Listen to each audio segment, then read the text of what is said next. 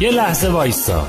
اگه دقیق نگاه کنی میفهمی امروز یه چیزی بی صدا مسیرتو تغییر داده.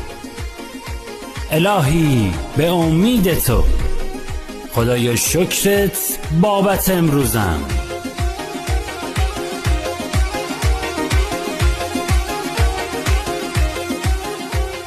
خدایا شکرت برای همون لحظه های ظریفی که هیچ کس نمیبینه ولی همه چیزو توی زندگی من جابجا میکنه.